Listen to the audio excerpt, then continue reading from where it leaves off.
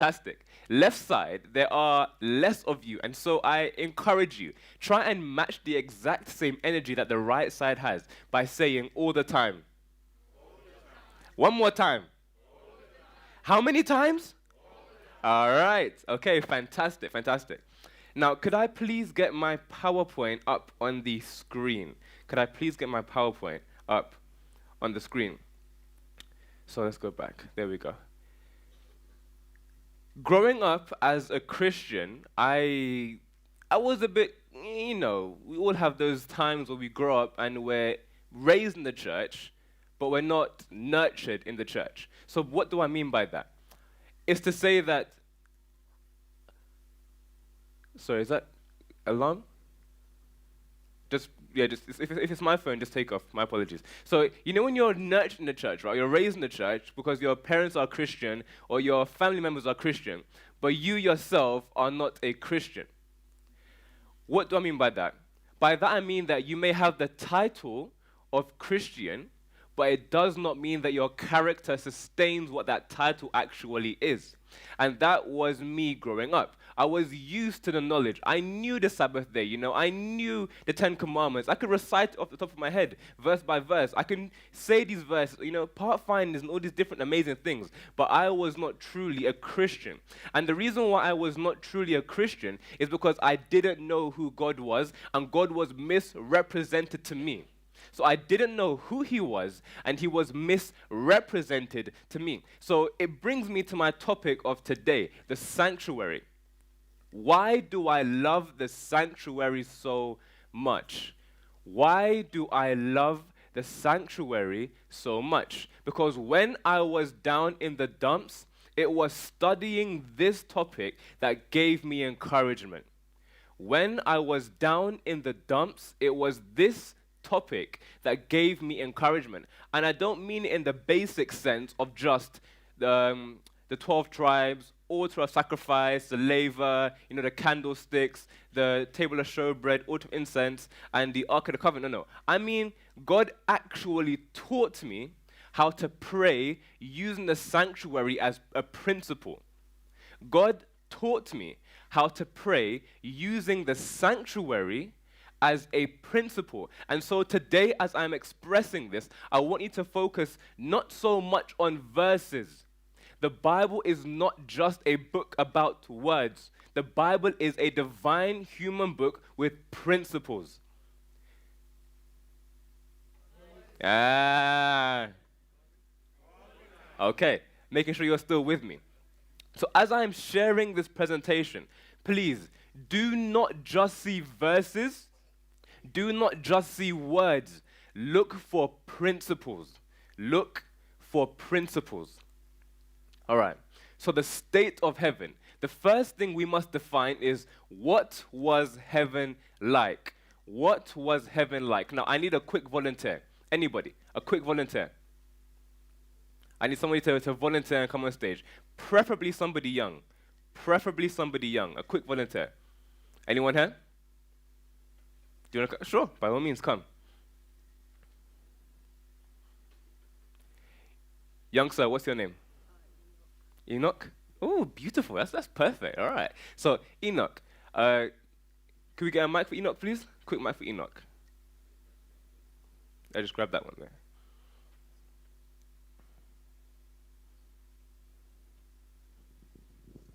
Fantastic. Enoch, tell me everything you know about heaven. Tell me everything you know about heaven.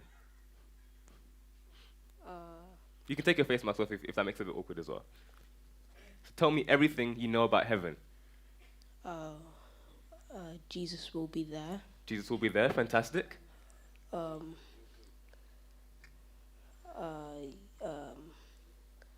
streets will be made out of gold. Okay, fantastic, fantastic.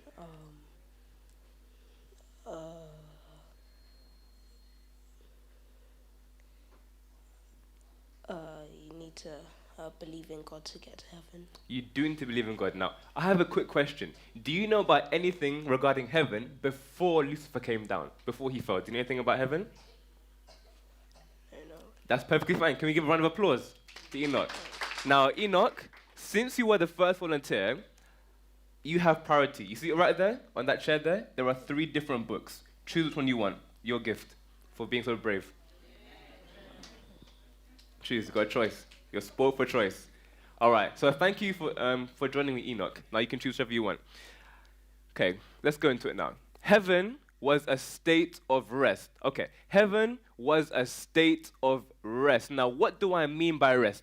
In the 10 Commandments, it says, remember the Sabbath day to keep it holy. For 6 days the Lord made the heaven and earth, right? The heaven and the earth. And then what did God do? Come again, what did God do? Okay, you know what's so funny? When I was studying to this, right, every single day from day 1 to day 6, it defines the evening and the morning. But the 7th day, guess what I didn't see? An evening and a morning.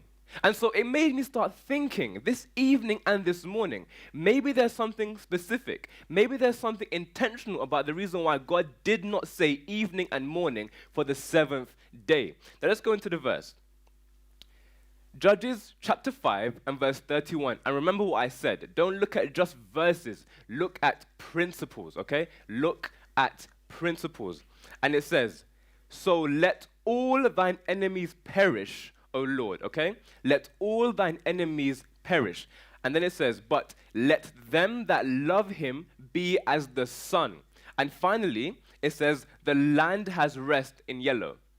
So look at this. The first yellow, it says, let thine enemies perish, okay?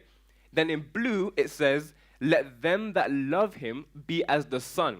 And finally, it says, the land has rest, okay? So the land in Hebrew, the word for it is eretz, which means country, earth, field, world, or nations. Why is this so important? Because God is telling us there is only rest when there is unity and harmony with him. When we still have enemies, we are not at rest. And this is the reason why it's so important, because there are many of us who are Adventists, going to church for 2 years, 5 years, 10 years, maybe our entire lives, and you've never once kept the Sabbath because you have an enemy in your heart. Never once kept the Sabbath because you have an enemy in your heart. So let's look at what heaven was. Heaven was a state of joy. Heaven was a state of joy.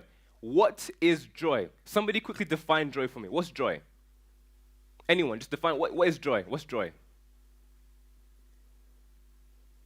Pardon? Happiness? Okay. This is what I find so interesting about joy. Joy is not fun. Joy is not laughter. Joy is not even happiness. Joy is a deep-centered satisfaction even amongst the midst of conflict. There's a difference between joy and happiness. Happiness is based on the external things and your internal response to it. So happiness, you need the outside to be perfect as well. Joy is a deep satisfaction. It means that no matter what happens to you, you will always be content. No matter what happens to you, you will always be content. So let's look into the principle of heaven, of joy. Job chapter 38 and verse 7. Look in the yellow, it says, morning stars sang together, okay? They sang together. And then guess what? The sons of God shouted for joy. They shouted for joy because they had a deep sense of satisfaction and awe for the way that God did things. This verse is talking about when God was creating the heavens and the earth, and the sons of God were there saying, God, yes, that's amazing. It's beautiful. It's fantastic. Your love is amazing. Okay. So heaven was a place full of joy and unity. Next up, Psalms 95 and verse 2 tells us come before his presence with thanksgiving. Come before his presence with thanksgiving and make a joyful noise. Okay? So there is joy when there is unity, and there's joy when there is harmony with God. There's joy when there's unity with each other, and there's joy when there's harmony with God. And the last thing is this: the Lord had made them joyful. turn the heart of the king of Assyria unto them. Remember what I said. Don't just look at verses. Look at divine principles. So hear this now. The three things that complement or make up joy. The first one is unity. Unity is the first one. The second one is harmony with the presence of God. So unity with each other and harmony with the presence of God. And the last one is this. God makes us joyful when we listen to him. You cannot expect to be breaking God's law and be happy and be joyful as a Christian. Maybe as somebody who is not familiar with Christ and doesn't understand, you can potentially make an academic debate about it. But if you know God, guess what? God will pester you and will stop you from being joyful until you come back to him. Now let's go into the next part. Joy was broken in heaven. Joy was broken in heaven. Isaiah chapter 9 and verse 17 tells us this, right? The Lord shall have no joy in their young men, neither shall have mercy. So the Lord will have no joy, and neither shall he have mercy. And in red it says this, for everyone is a hypocrite, evildoer, and every mouth speaketh folly. So can you see the first, one of the principles being broken? There's no harmony with God, and therefore there is no joy. And next up, so what did Lucifer cause in heaven? What did Lucifer cause in heaven? Revelation 12 and verse 7, and there was what? And there was what? In where? So Michael and his angels fought. Michael and his angels fought. Okay, Michael and his angels fought against. Remember what I told you. What's the first principle of joy? Unity. And now there's separation. And the dragon fought and his angels. So the major issue with Lucifer in heaven wasn't so much that he was doing the wrong thing or had wrong intentions. The major issue with Lucifer in heaven is that he caused separation between God's congregation. So let's look at what Lucifer's role was as light bearer in heaven. Now, this presentation has quite a lot of details, and for the sake of time, I'm not going to go into every single detail, but I'm going to give you the major principles that you do need, all right? The major principles that you need. I'm not going to read every single verse. So look into this, right? In the red, can everyone see that? In the red, it says, every precious stone was thy covering. Every precious stone was thy covering. And just to make it easier to follow with me in the slide, the red part of the verse is explanation. So if you see red and red, it's explanation. If you see orange and orange, it's the orange part of the verse, and I'm explaining it. So if you want to do your reading whilst I'm speaking, by all means do that as well. So every precious stone was the covering. Lucifer was made beautiful. Lucifer was made beautiful. Just like how some of us, just like how Adam was made beautiful. But we'll leave that for later in the sermon. Next up, workmanship of thy tabrets and thy pipes. Workmanship of thy tabrets and thy pipes. The mere fact that the word workmanship is used insinuates that the pipes and tabrets for Lucifer were created. So Lucifer was created, he was given beauty, and on top of that, he was given glory. So he was created, he was given beauty, and on top of that, he was given glory. Next up, thou wast created. So God is explicitly stating here in his word, you are created. You are created, okay? Now look, beauty. It's so consistent and so interesting why the world pictures the devil as this tiny little red thing that has a pitchfork and a tail. That is not what he looks like. And I'm pretty sure that us as Adventists do know that. But we need to share this and break this stigma that the world has. Lucifer was and probably still is the most beautiful creation that God ever made. Yes, his facial features and his sin has corrupted his purity. But in terms of outward beauty, he is one of, if not the most beautiful creation, even to this date, that God has ever made. And that's why, you remember when Christ was after fasting, right? He was on the mountain. And the devil came to him as an angel of light, right? He came to him as an angel of light. And he said to him, if you are the Son of God, right? If you are the Son of God. You know what's so funny? Guess what made it hard for Jesus to actually answer that question? Guess what made it hard? What made it hard wasn't the fact that Jesus was answering the question. What made it difficult is that when Lucifer came to Christ, he didn't come as the devil. When Lucifer came to Christ, he appeared to him as if he was an angel sent from heaven. So when he came, it wasn't, if you're the Son of God, I'm the devil. If you're the Son of God, no. That's not what he did. He was like, Jesus, I heard that, a fallen being has come down here. I heard that a fallen being has come down here. If you are not that fallen being, prove it. That's how Lucifer came and tempted Christ. So it wasn't, I'm the devil, do the wrong thing. No, he was like, I am an angel of light, sent by God. You might be that fallen angel. Show me that you are not that fallen angel. And the only reason why Christ was able to withstand that fall and that temptation is because he said, if. Jesus knew who he was. And so my question to you today is this. Do you know who you are? No, seriously. Do you know who you are? Because I know many psychologists who could come in here and could play tricks with your mind and twist your words and cause you to lose your identity. So I'm going to ask again, do you know who you are? Okay, then tell me, who are you? Pardon? Okay, what is a child of God? What's a daughter of God? What is that? What does it look like? Pardon? Loved by God? And see, we're not going to go any further into this area, but I need us to be able to say who we are and say it passionately. If I am here in your own church and you are struggling to tell me who you are, when it comes to being in the world, how are you going to respond? How are you going to respond? People do not look at how intelligent you are. They look at how strong your convictions are. If you are not convicted, even in your own church, you're not convicting anybody outside. And so I ask you again, who are you? Who are you? And lastly, in blue it says wisdom. Lucifer was wise. He was second to God in intelligence.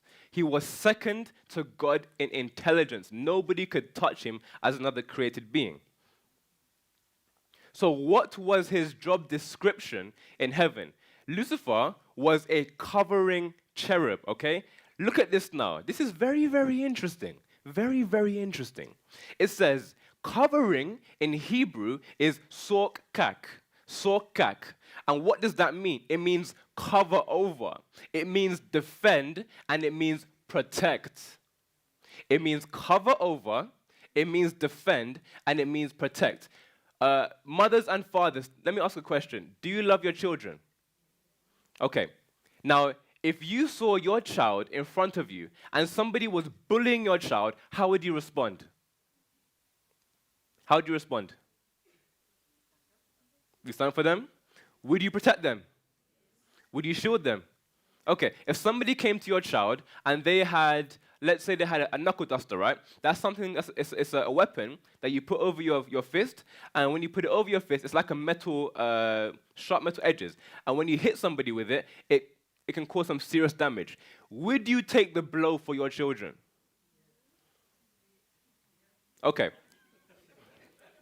Honestly, if I was a child here, I'd be a bit scared right now. But we'll continue. Let me ask another question. If somebody came and had a sword now, and your child was there, and they threatened to stab your child with a sword, would you step in front and take the blow yourself? Okay. Final question. If somebody had a gun, pointed a gun to your child, and said, either your child gets shot or you can take the shot, would you go and take the shot for your child? Okay, now, imagine you go and take the shot for your child, and then your child turns around and spits in your face. How would you feel? So you take the blow for your child, right, or your children, and then they turn around, spit in your face, and walk off. How would you feel? Sad. You feel gutted. Would you feel angry? You feel hurt? Well, guess what? This is what Lucifer did to God. And every time we sin, this is what we do to him. So Lucifer's responsibility was to share the love that God had. The covering cherub covered the Shekinah glory. But guess what? What does the Shekinah glory sit on? It sits on the mercy seat. What does the mercy seat cover? It covers the law of God. So we have a covering cherub or a covering angel, right?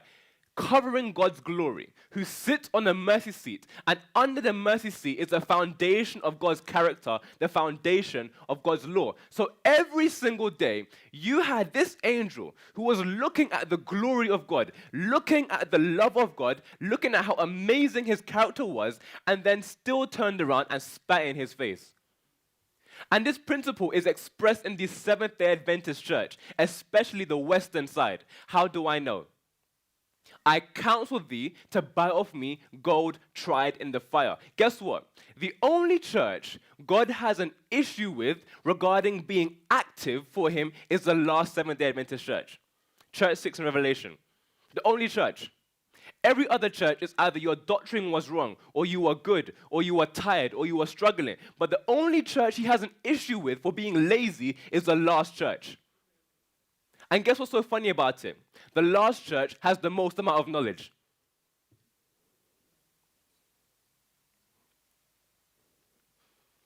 So what caused Lucifer to transform from being an angel to being who he is now? FYI, Lucifer's name is not Satan. Satan is a title. A title, it means deceiver. A title, it means against, okay? Title, his name is Satan. So we call him Satan as a title. By the way, God, what does God mean? Is God his name? Quick question. Is God his name? Yes or no? Fun fact, God is not his name. God is his title. His name is Yahweh. His name is Elohim. His name is merciful. His name is Savior and all these different things. But his title is God. And that's what Lucifer wanted. Why do I say that? Because God is not a name. God means supreme deity. It means supreme ruler. So when you use the word God, you are saying, I am the supreme one. Does that make sense? Does that make sense? Okay, good. So let's look at this. Lucifer to Satan, right? Ezekiel 28. So Lucifer was perfect until what? Until iniquity was found in thee. So he was perfect until iniquity was found in thee. So Lucifer has iniquity, but guess what? But guess what? Okay. So iniquity in Hebrew is evel or ovel. And what does that mean? It means unrighteousness. And it comes from the root word oval, which is unjust dealings. Unjust dealings. So we've got the market and we've got the black market. If God owns the market, Lucifer would own the black market. Does that make sense? Okay. Now, Ezekiel 28, verse 16. This is what is so fascinating, and this verse right here, above every other verse in the Bible, in my opinion, proves the love of God. Proves the love of God. Hear this now. Ezekiel 28, verse 16. Read this very, very carefully. Can you all read it with me, please? Everyone read it with me, okay? Let's go. By the multitude of thy merchandise, they have filled the midst of thee with violence, and thou hast sinned. Therefore, I will cast thee as profane out of the mountain of God, and I will destroy thee, O covering cherub, from the midst of the stones of fire. This verse is one of the most loving verses in the Bible.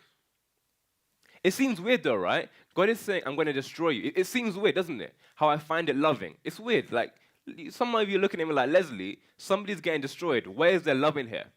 I'll show you the love. Look at this, right? Multitude of thy merchandise. Multitude of thy merchandise. Is a multitude one thing, or is it many things? It's many things. Okay. Next up. So look at here. Multitude insinuates abundance. This testifies to God's character as grace. Lucifer was given many chances to repent. He was given many chances to repent. Okay? They have filled thee with the midst of thee with violence, and you have sinned. Violence in Kormas means unjust gain. It means unjust gain, damage, violence, and it also means unrighteousness, okay? But here's where things get so interesting. So interesting. Thine heart was lifted up because of thy beauty. Thou hast corrupted thy reason by thy brightness, okay? So heart in Labe means feelings and intellect. Guess what? Your character is made up of your emotions and your intelligence. Your character is made up of your emotions and your intelligence. I don't mean how smart you are, I mean how knowledgeable you are, what your beliefs are, what do you think about, how do you respond to life, day-to-day scenarios. So when you say to your children, you're a boy, don't show any emotions, what you're doing is you're actually damaging a child's character. You're literally destroying a child's character. So if you have a man, and little boys are so told, don't cry, don't show emotion. Let's say you have a boy right here, right? What you've done is you've literally just split that boy in half and gotten rid of half of his character. Do you know how serious that is? And being parents, we have a responsibility to look after our children. If we don't look after our children, guess who that's going to be on? If they do something wrong because we neglect to look after them, who's going to be punished for it, them or us? We're going to be punished for it. And so it's important to have knowledge, and that's why we can't just, have children. Know why you're having children. Know how to raise them and how to nurture them. But let's go back into the sermon. Hear this now. Isaiah 14 and verse 12. Thou hast said in thine heart, right? I will ascend into heaven. I will exalt my throne above the stars of God. So Lucifer spoke in his heart. Then he was kicked out of heaven. He wasn't saying this explicitly in heaven. He was saying this after he was kicked out. How do I know? Because it directly says it. I will ascend into heaven. I will ascend into heaven. So he's saying, now that you've kicked me out, guess where I'm going? I'm going back up there to make myself higher and better than you. But let's go back for a little bit. Go back for a little bit, right? Hear this now. Multitude of thy merchandise. Merchandise and traffic means that you are buying and selling. Buying and selling, okay? Merchandise and traffic means you are buying and selling. I don't think I put the verse in here. I think I took it out. But if you look in Ezekiel, it will tell you that Lucifer had traffic. Traffic means buying and selling, right? And so what was he doing? In heaven, it wasn't just one sin that Lucifer committed. That's why God is so gracious. It wasn't just one sin Lucifer committed. It was day in and day out, buying and selling, saying to his fellow friends, God is not good, saying to those, I don't like God, saying to those, I'm better than God. It wasn't one thing. It was an entire multitude of things. And that's why God's love is so great. Imagine living in perfection. God cannot stand being around sin, and he allows you to sin day in and day out at a chance that you might be saved. And this is in heaven, not even on earth, in heaven. Okay, so let's go a bit further now. The final completion of the change. And there was war in heaven. Michael and his angels fought, and the dragon against the dragon, and the dragon fought and his angels. So here's the issue, right? Here's the issue. This is how it starts. Whenever we have an issue in church, whenever we have an issue with our family or our friends, it starts as a basic, simple issue, right? But remember how I told you the Bible speaks in principles. Guess what? We also live in principles. What does that mean? It means that if you are doing something because you believe in a fundamental principle, guess what? That principle will lead you to its fullness. Does that make sense? So if you say to yourself, it's just a white lie, guess what? It's not just a white lie. You're a liar. So as time continues, as time grows, that lie is going to lead to lying about anything. Does that make sense? Now, if you start over here and you say, I don't like my brother, I don't like my sister, guess what? You're a killer. You may not realize it, but you're a murderer. The only thing is that you haven't been nurtured enough to enact the fullness of that principle. Does that make sense? And that's why God demands complete obedience, because there is only one thing in this world that counteracts death. And what is it? There's one thing in this world that counteracts death, and what is it? It begins with L. Love. Fun fact, I don't remember the exact name, right? But I think it's the law of, is it thermodynamics or the law of destruction, something like that, right? There's a law in science where it says that after time, everything degrades, okay? The law of science says that everything will degrade. And you know what? The funny thing is that it's actually true. That is a law. But guess what? There's only one thing in the entire universe that counteracts that law. What is it? Life. Everyone is so confused. Life. Naturally, things decline. Naturally, things, degenerate. But life, there's this rule called life that allows that rule to be destroyed. It's even for me thinking about it, it's weird. If I take my, I'm not going to do it, God forbid, but if I took this and I dropped it on the floor, what would happen to it? It would break, okay? But this law called life says now, okay, now it's broken, let me raise it up and fix it again. It's amazing. Have you ever noticed how you look at a tree, right? And it's a tiny seed, and it grows into an amazing tree. Or you look at your children. They started off as a sperm and egg cell, and now they're a human being. Life is the only law in the entire universe that counteracts destruction, that counteracts damage, pain, and suffering. It's the only law. And scientists are still broken and surprised by it. And that's why I want you to understand why God needs complete obedience. Because if we are not in complete obedience to him, we are not under the law of life, under the law of death. And so there was war in heaven. Michael, or in other words, life, fought against a dragon or death. So there's war in heaven between life and between death.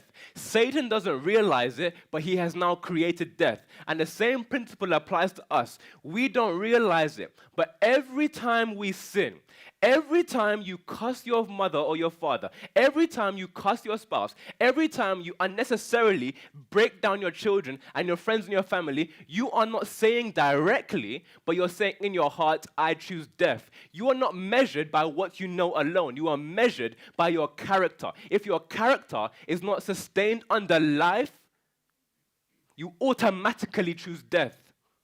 And that's why God says it has to be me and me alone.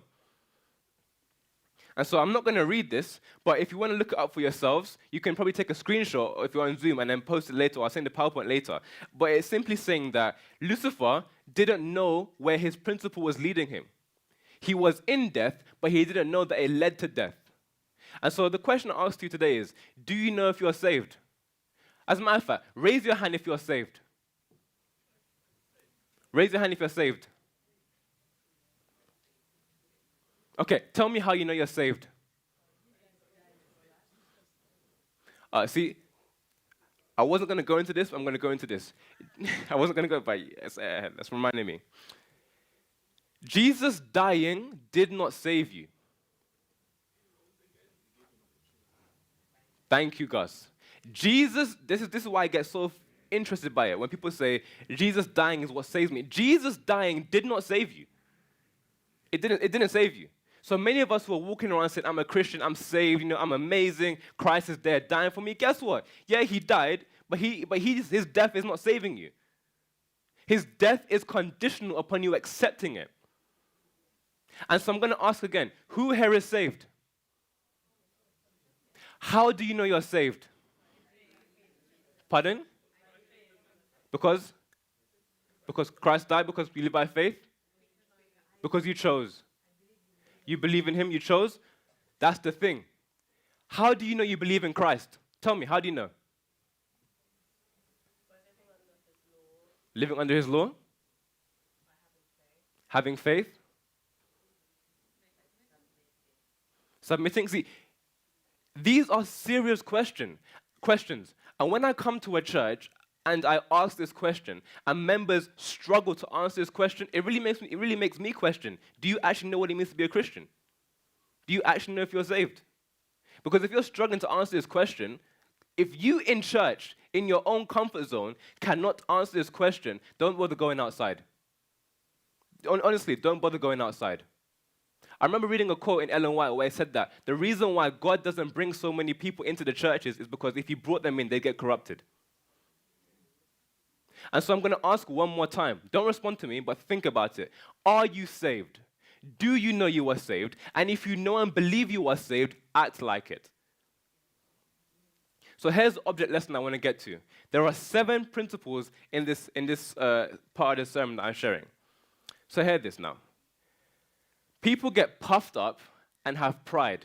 And this is actually one of the major reasons why youth leave the church. Youth don't leave the church because somebody didn't like them. Youth don't leave the church because the pastor said something that wasn't very nice. Youth leave the church because nobody established a relationship with them. Now, I'm not gonna. No, I'll say it now. Too many times, us as adults think that we have the right to say whatever we want, whenever we want, because we're older than them.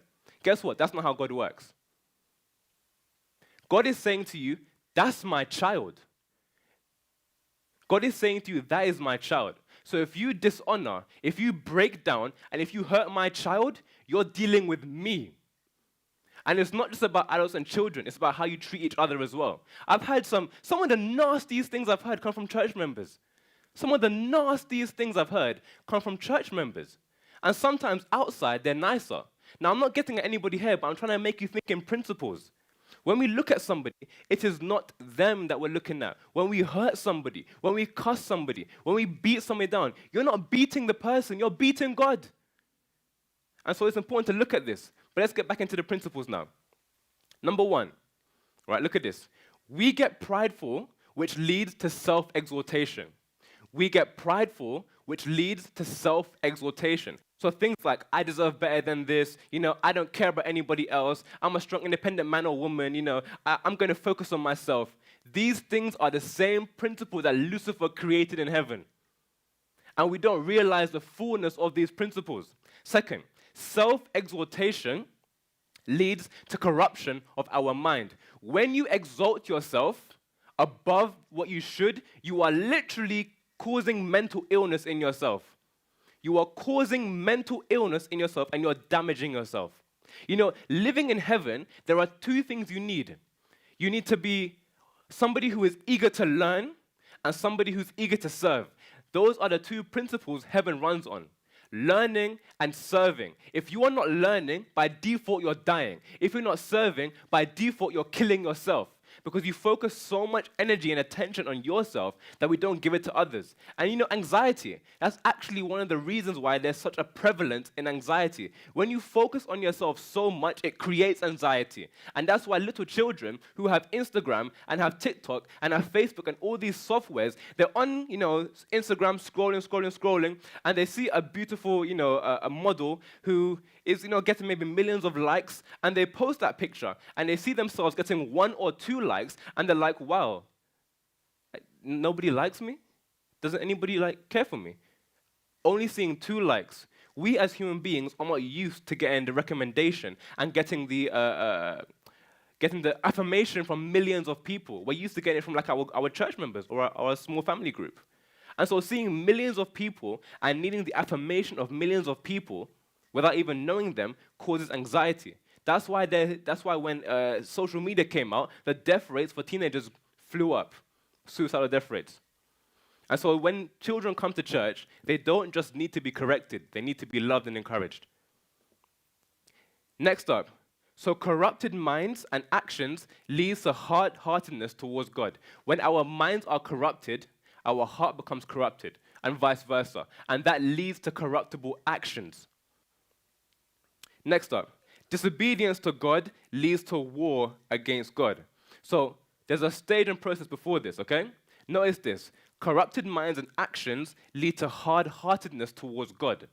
So corrupted mind, I'm going to say it one more time, corrupted mind and actions lead to hard-heartedness towards God. It means by doing the wrong thing and thinking the wrong thing, unintentionally, we begin to distance ourselves from God. And once we distance ourselves from God, hard-heartedness leads to disobedience.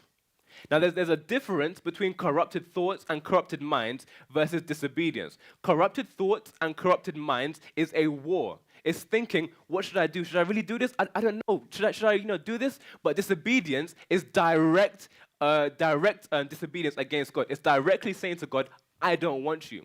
But a corrupted mind and a corrupted heart is saying, I don't know what to do. Does that make sense? And lastly, war against God leads to self-destruction. War against God leads to self-destruction. Remember what I told you. What are the 2 laws? There's a law of death and a law of what? If you don't choose life, automatically you choose what? And so when we are not following God, automatically, we're dying. Spiritually, physically, emotionally, intellectually, we are, yes, we're growing in age and all these amazing things, but literally, we're dying. Because God is love, and love brings life. Those who don't abide in God naturally go down. Now, I want to go into the next part. I'm going to skip these parts for the sake of time. But let's go into creation, okay? Let's go into creation. But before I go into creation, let me do a very quick summary. Actually, no, I'm not going to do a summary. Let me get another volunteer, please. Another volunteer. Anybody, don't really mind. Anybody, any age. Another volunteer. Is that volunteer in the box at the back? Was that volunteer hand there? Yep, by all means, come here. If it's a volunteer, come.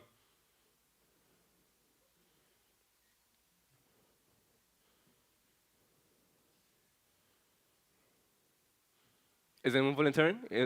Oh, are you volunteer? Oh, are you going? Oh, he's coming, okay. All right, when you're coming, grab a mic as well, please.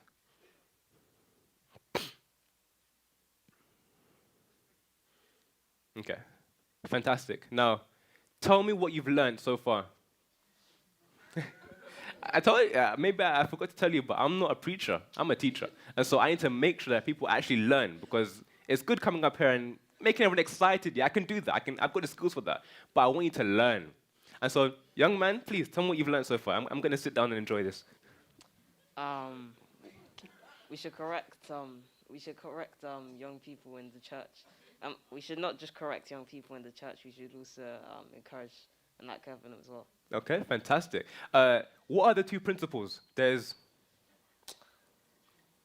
in the grave there is death. Yep. Death, and yeah. other one is Love. love. But what else is it called? Life. Life. So love and life. Yeah. Somebody ask him a question as well, please. Any question? What question? Pardon? No, I am sparing him. This is my way of sparing him. So I know that he learns, and this is what I love about teaching, because in teaching, I actually get the time to sit down with children and make sure they've genuinely learned something. And so for me, it's not about coming here and giving an exciting sermon and you know, saying amazing things, but it's knowing that somebody has actually taken away. That's what is most important to me. And so tell me one more thing you've learned. Tell me something you learned about Satan. Tell me about Satan.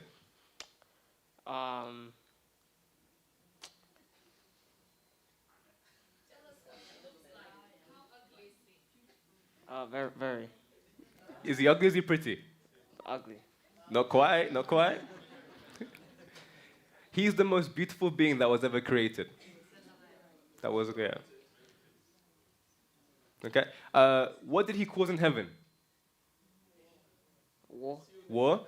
Disunity, lovely. And here's the final question, probably the most important one. What are the three principles that heaven runs on? Unity is one? Yeah, unity is one. Yeah. Then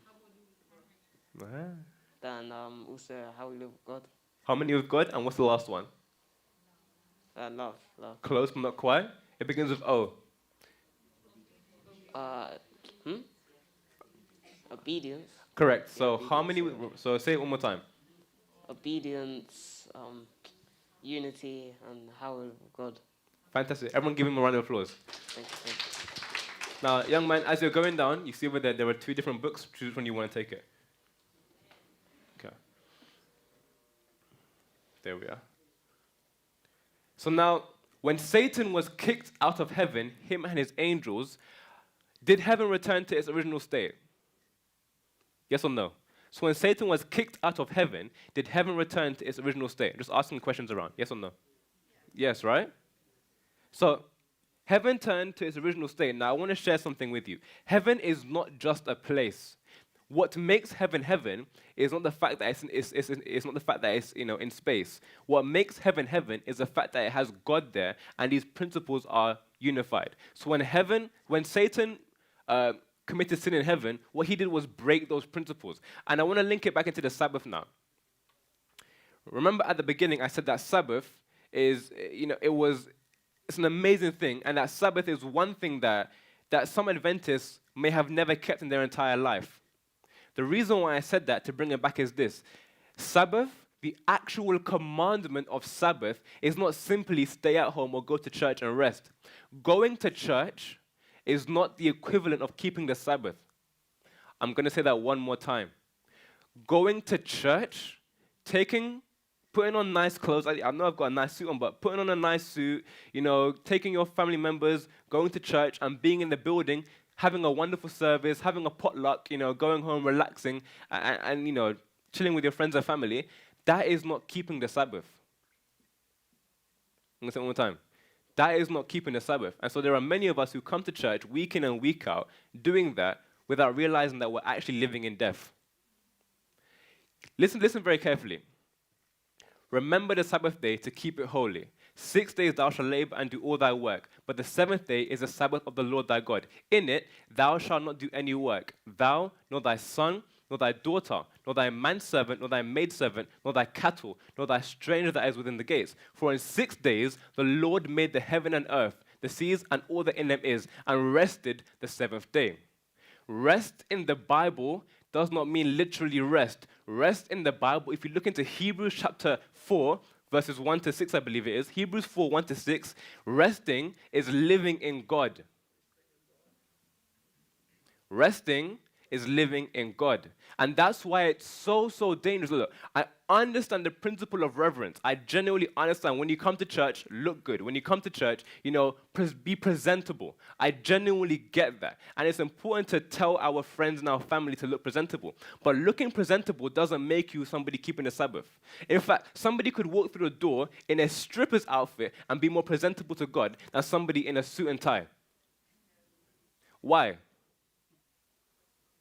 Because their heart is in it. Now, I'm not one of those preachers who go around saying, wear knickers to church and don't wear anything. I'm not one of those preachers that go around saying, wear tight dresses and tight, suits. Show off your body. I'm not one of those preachers. But what I am saying is this principle. It's not about what you wear. It's not about what you look like. It's about where your heart is. And that's why it's so important that before you go and correct somebody, first establish a relationship and know where they are. Establish a relationship and know where they are. And this is going to sound very, very strange, but I'm going to say it anyways. We as Adventists have no right to tell somebody else the truth without first loving them and establishing a relationship. We have no right as Adventists to tell somebody the truth, especially forcing it on them and expecting them to listen because we're right, when we have not first done our duty and built and established a relationship. And that is why people leave the church. Not just young people, but older ones as well, and new members. There's no relationship there. Let me ask you a question. Who is more likely to be grateful to you? Somebody who you saved their life 10 times in a day, or somebody who you gave 50p? Who's going to be more grateful to you? Someone who saved your life, right? Because it showed that you cared. I remember some of you may know him. Does anybody here know Brixton Church? Just raise your hand if you know Brixton Church. Brixton Church? Okay. Does anybody here know somebody called Brother Clark? Brother Clark, yeah? With Mr. Watch and Pray. Now, in church, he was one man that I really respected.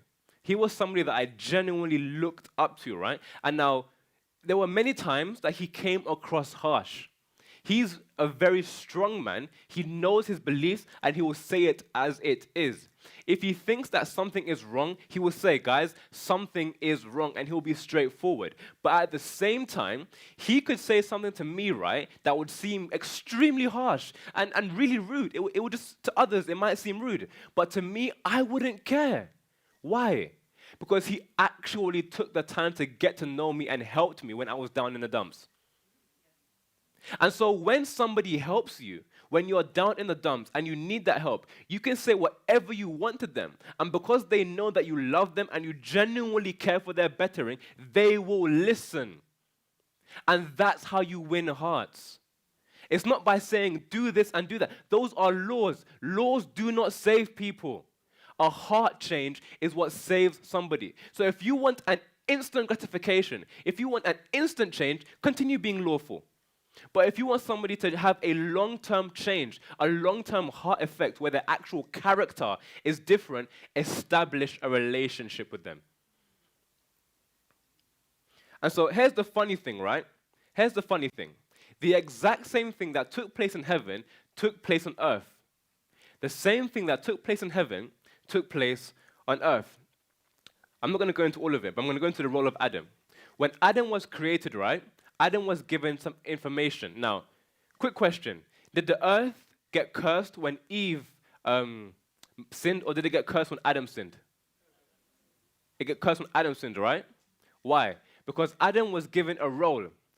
Hear this now. In Genesis 2, verse 15, right? Come with me, Genesis 2, verse 15. Genesis 2 and verse 15. And it says, oh, can we get the PowerPoint this part on as well? Genesis 2:15. This is slide 30. Slide 30. And the Lord God took the man and put him in the Garden of Eden to dress it and to keep it. Oh, wait. Is it working?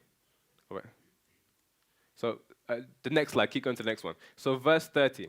Dress it and keep it. Dress in the Hebrew is bad, which means till it. So it means physically look after it. Here's how you establish a relationship. Physically look after the person. Physically look after them, all right? The physical needs. Food, clothing, warmth, shelter. Is it Maslow's or hierarchy of needs? Something like that. Maslow's hierarchy of needs, right? But hear this now. God also said, keep it. Is it? So God also said, keep it. Keep in the Hebrew means shomar. Keep in Hebrew means shomar. And guess what it means? Guess what it means? It means build a hedge, guard. Build a hedge and guard. Pardon? Look after it. So build a hedge, guard. That's fine, yeah, no problem. Build a hedge and guard. So God is saying, Adam, look after the physical aspect of the garden, but also build a hedge, guard it, protect it, Adam. Protect the garden. So why is God saying to Adam, protect the garden? Because a few chapters before, a few moments before, God and Lucifer had a war. I don't know if this was 1,000 years, if it was 10 years, I don't know how long before, Lucifer was kicked out and when Adam was created, but that doesn't matter. What matters is that Lucifer was kicked out and he was in the location where Adam was. And so God is saying, Adam, somebody is coming around to destroy this place. Not just the physical aspect, but the principle of rest. And Adam, look after the physical aspects, yes, so that you have something to do, but at the same time, guard it and protect it. And men in the church right now, if you're a man, raise your hand. If you're a man, raise your hand. If you're a man, raise your hand. Men, you can put your hand back down now. Actually, no, keep it up, keep it up. Actually, keep it up, keep it up, keep it up. If you're a man, repeat after me. Say, my responsibility is to physically look after my family and my wife. There's a difference between family and wife. There's a difference. Family is the unity of all your church brethren. Wife is the one who you're responsible for. And so, as a pastor, when I do graduate, even though I may be responsible for the church, my number one priority is my wife. And the second thing is this. Men, raise your hand again. Whatever happens in my family is my responsibility. Because I am to protect my family, my unity, our harmony with God, our obedience with God, and our harmony with each other.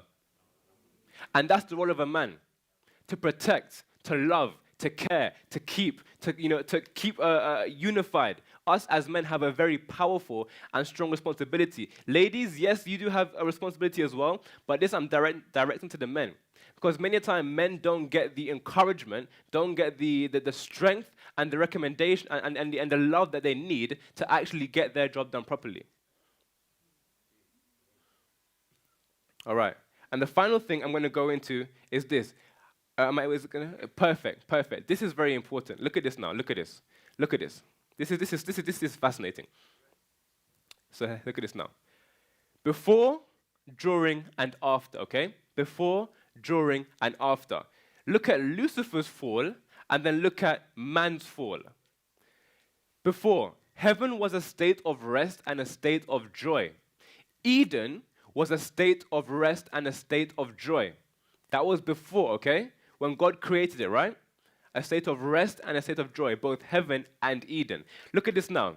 During, disagreement, war, or sin took place in heaven. Disagreement, war, and sin took place in heaven. And guess what? In Eden, disagreement, war, and sin took place between who? Between Adam and Eve. Lastly, Satan was kicked out of heaven. Satan was kicked out of heaven, and then in the garden, who was kicked out? Adam and Eve. So can we see the principle? This is the exact same way that the devil works today. So when the angels are looking down and they're saying, oh my goodness, wait. Lucifer did something like this in heaven, and then he caused war and he was kicked out. Adam and Eve were perfect, and then they caused war, and then they were kicked out. Oh, wait a second. Adventist church was perfect, and then they warred amongst themselves, and then they got themselves kicked out of being in heaven. Interesting. It's very fascinating. Okay. Ooh. And I pray it doesn't happen. But does everyone see the principle I'm getting at? Does everyone see the principle I'm getting at? Now, I am not saying tolerate sin. I am in no way, shape, or form saying to tolerate sin. Sin is sin, and sin is disgusting, okay? Sin is sin, and sin is disgusting. But what I am saying is that if you want somebody to overcome sin, bring them back into the presence of church. Do not allow separation to take place. Bring them back into the presence of church. Build unity and bring them back into joy. I'm going to say that one more time. If somebody has left the church, if you want people to come into your church, bring them into church. And it doesn't have to be just the physical building. It can be your homes. It can be the park. Bring them into your presence. There's something special about being in person. Yes, I love Zoom. And even Gus and I were talking about it earlier. Yes, Zoom is amazing. But I hate being online.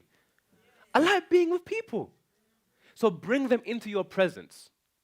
Build that relationship. Build that unity.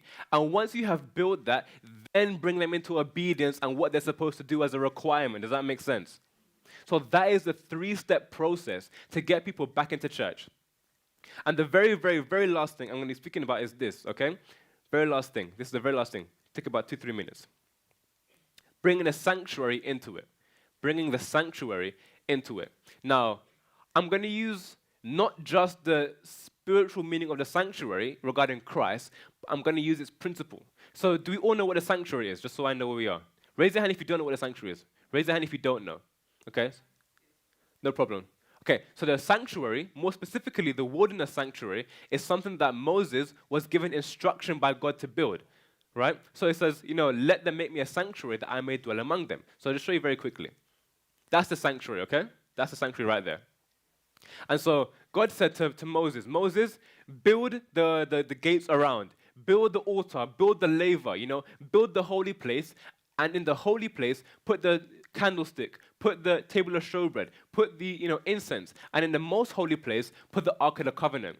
Fun fact, Moses didn't actually build it. He had help. And that's why it's important to have help with others and unity. It wasn't just Moses. But let's go into this now. 7-step process. If anybody has a pen and paper, please take this down. And if you need a PowerPoint, I'll give it to you. This is a 7-step process on how to build and win relationships with other people. Very, very important. Process number 1. The camp, okay? Process number 1, the camp. Be one with each other. A unified congregation is a powerful congregation. Be one with each other. A unified congregation is a powerful congregation. It doesn't matter if you agree or disagree on everything. Your disagreements should not be so strong it separates you. Be unified together. It's okay to disagree. It is healthy, in fact, to disagree. Why? Because it shows the personalities that God gave us. It's okay to disagree. You might like jollof rice. You might like rice and peas. Who cares? Some say plantain, some say plantain. Oh, well. It's fine. It's okay. Don't be, distraught by such basic things. Step number 2, the altar of sacrifice. Self-sacrifice, okay? Christ died for you. He didn't die for you to sit down. He died so you could learn how to do it as well and sacrifice yourself. And I don't mean kill yourself. I mean put yourself aside so somebody else can be helped. If you have a piece of cake and you haven't eaten since yesterday and you see somebody else in the congregation who's hungry, give them your cake. It's okay. It's actually okay. If you have money and you want to get home, if your house is like maybe a half an hour or 1 hour walk, and somebody needs to get back to, I don't know, maybe Kingston, for example, and they have no money for their train, give them your money. Sacrifice yourself. It's not easy, but it's important. You cannot progress to the next stage unless you do this. So forget about, loving and caring. If you don't sacrifice yourself, forget about being in a relationship. It's not going to work. Next up, baptism. Baptism as in literal baptism, but also a change of heart and a change of mind. Your thought process will change as a result of you being self-sacrificial. Naturally, if I don't care about myself as much as I care about you, naturally my mind is geared to how can I help you. Does that make sense? Does that make sense? Okay.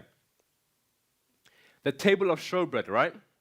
So uneducated faith is not faith. Faith is not believing with no sense. Faith is not believing with no information. No, faith is believing with information. There's a difference between faith and presumption. Presumption is saying, I don't know God's promises, but I believe. That's presumption. Because we tend to believe things that God didn't promise. Like the prosperity gospel. God didn't say you're going to have a big house. He didn't say you're going to have £500 in your bank every Monday. He said that you're going to be here to learn how to do it my way to be saved. So know the Bible. Know what you're actually living for. Know what it means to be an Adventist. If you don't know what it means, then you're not really being an Adventist. How can you be one if you don't know what it means to be one?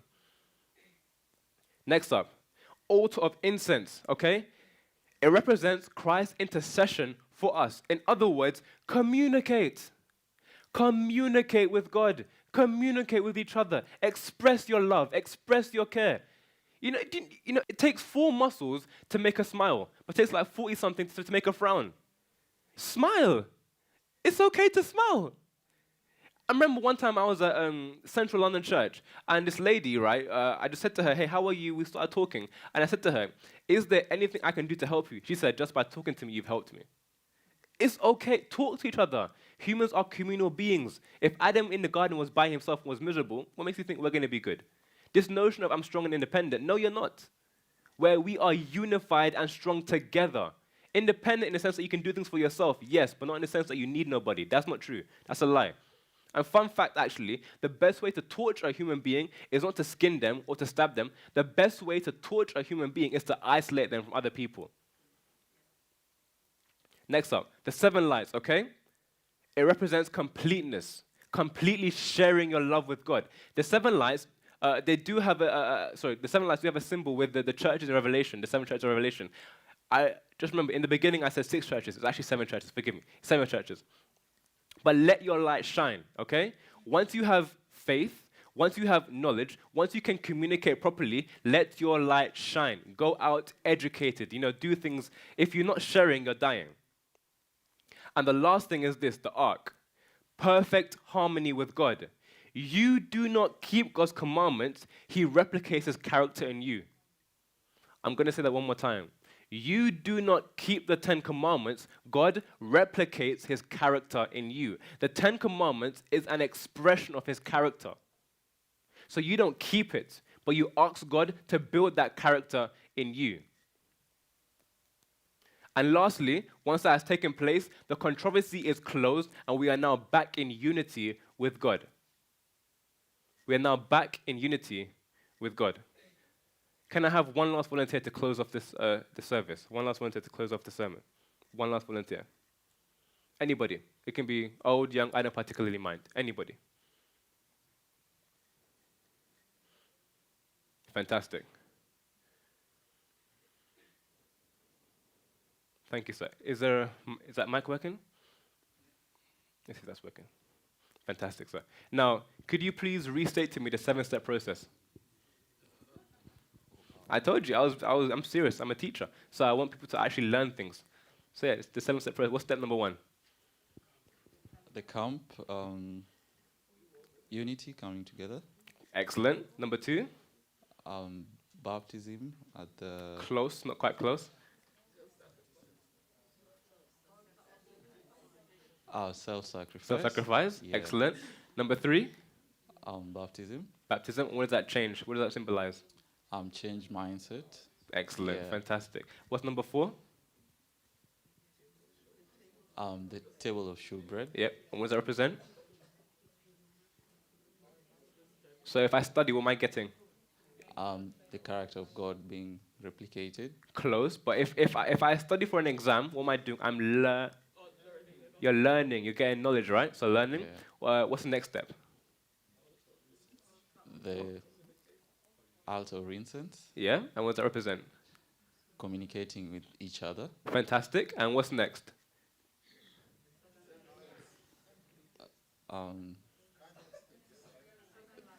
The candlesticks. Candlesticks. 7 And candlesticks. what does that represent? Being transformed, and so having that light to share out. Good. Okay, that's good. And then what's the last one? The ark being reunited. Okay. And what does the ark symbolize? Or the 10 Commandments in the ark? What does it symbolize? The character of God being replicated in you. Okay. Is it keeping laws? No, we don't keep the law. We get God's character Replicated growing in in us. us. Amen. Someone give me a round of applause, please. And the last book over there, that's yours, sir. That book over there, that's your book right there. Fantastic. So, as a matter of fact, can you stay here, please? I just want you to read this up. Oh, sir, can you stay here quickly? Just read this last verse and we'll close. So I want to read this last verse in closing. If you could join me, please. So Revelation 21, verse 27. Please find that. Or if you can see on the screen, that's okay as well. But Revelation 21, verse 27. Here you are. The Bible says, "Nothing unclean will ever enter it, nor anyone who does what is detestable or false, but only those who are written in the Lamb's book of life." Mm-hmm. And so as I close, what God is saying to you is this. He's not saying that I'm going to kick people out. He's not saying I don't want people who are unclean. He's not saying I don't want sinners. What he's doing is he's promising you. God right now is promising you. He's saying, if you give your heart to me, I will clean you, and you will not be detestable. He's saying, if you come to me, I will make you perfect. He's saying, if you come to me, you will be like me, and I will see you in heaven. So thank you for listening to this lecture, not sermon, lecture, and I pray that what we have discussed today, what we have shared today, would not have been just me preaching at you, but it would have been us coming together. And what made me so happy, what made me so happy is that even though I asked the gentleman to come on stage and to speak, when they were struggling, what did you do? You helped them. When they were struggling, what did you do? You helped them. And so we can see that stage 1 has already been established. And I know that if you continue as a church to remain unified, to continue sharing God's love, and to continue learning with each other, you will, as a church, be such a powerful impact in Reading. And I look forward to coming back here in a few years' time and saying, yes, now this is a church I know who is a true church of God. Thank you.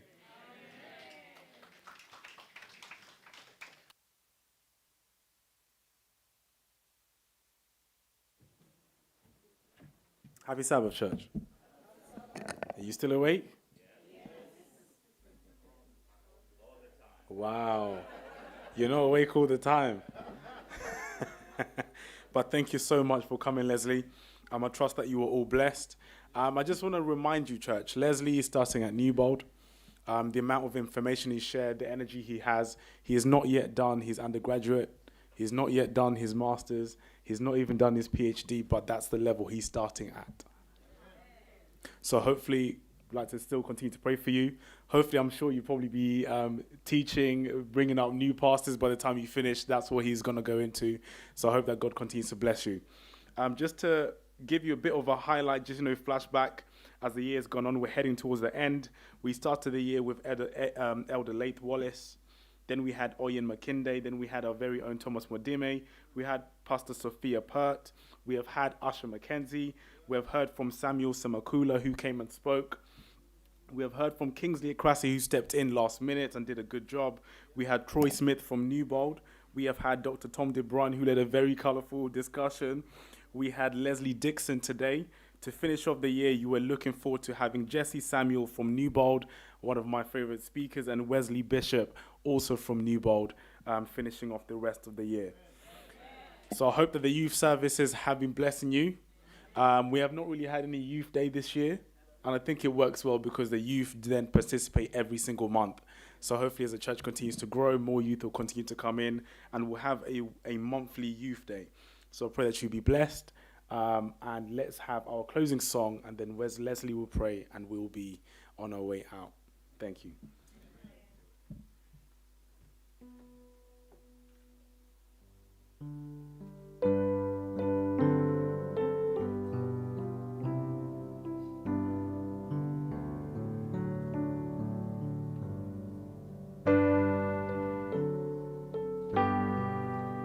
Shall we rise, please? Don't forget the Sabbath. Don't forget the Sabbath. The Lord our God has blessed. Of all the week the brightest. Of all the week the best. He brings repose from labor. He tells of joy divine. Its beams of light descending with heavenly beauty shine. Welcome, welcome, ever welcome, blessed Sabbath day. Welcome, welcome, ever welcome, blessed Sabbath day.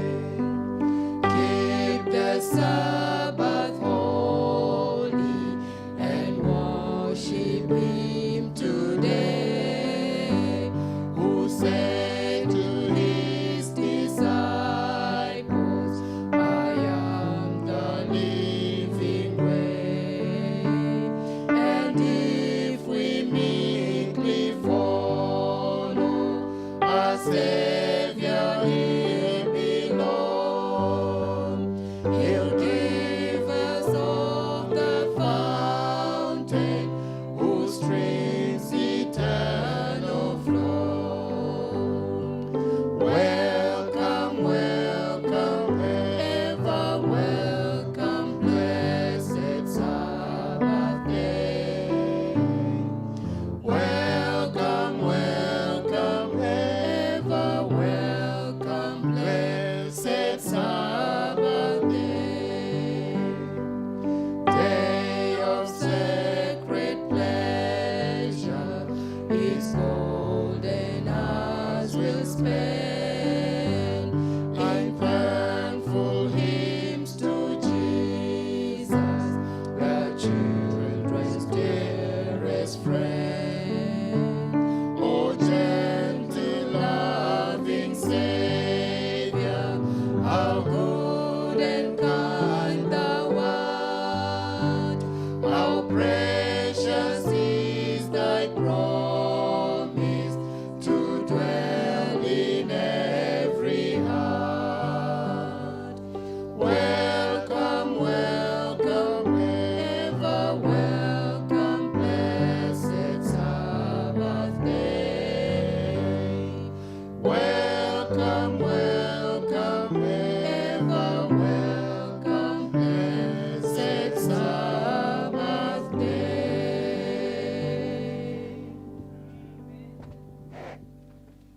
Thank you. Thank you, singers, for such a beautiful song and for reminding us that it's amazing to have one day every single week where we can spend the entire day just loving. And now, I am about to allow God to use me to share the closing prayer. And I'm going to do a very unique altar call. But the thing is this. I genuinely don't want you to come to the front. No, seriously, please, don't come to the front. You coming to the front doesn't change anything. So my also call for you is this. If you truly want to be changed, if you truly want to be a child of God, don't come to the front here, come to the front out there. People need you. And it's people like you who can share God's word, who can show what it is to love, who can truly change lives. And as I pray, nothing is going to happen, not a thing. Nothing's going to change. You're not going to get no magical sparkles. You know, Alice is not going to come and save us. But what can happen is that I can inspire you, and God can use me to show you that you can make a change outside. So let's pray for that change outside that we can do with each other and with those who need God's love. Let's pray. Loving Lord and gracious God, thank you for bringing us here today, dear Father, to have this message. I did not present it, you presented it. And so I am with the congregation in saying, thank you, Lord. And as we come together, I pray, dear Father, that if anybody here feels the desire, if anybody here has a deep-centered joy and a strong conviction to serve you, nurture that conviction. Meet them where they are and let them grow that others may see their beautiful light and be converted as well as seed. Father, please continue to look diligently after everyone here. I remind everyone here that they have a part to play. They were created at this time because at this time they were needed in this era of the earth. So please look after them, dear Lord, and remind them that they are worth something, they are amazing, and that through your power they can conquer and they can change lives. These things I thank of you and pray. In your most high and holy name, amen. Amen.